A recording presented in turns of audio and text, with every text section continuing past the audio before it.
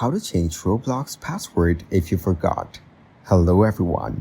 In this video, I will show you how to change your Roblox password if you forgot. To start, go to the Roblox website on your browser. Once logged in, click on the gear icon to reach the settings. Then, you will see the passwords option in the account info.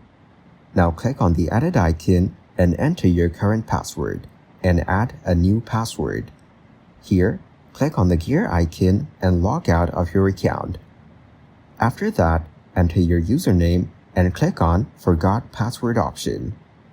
Next, you can click on the phone and change your Roblox password if you forgot.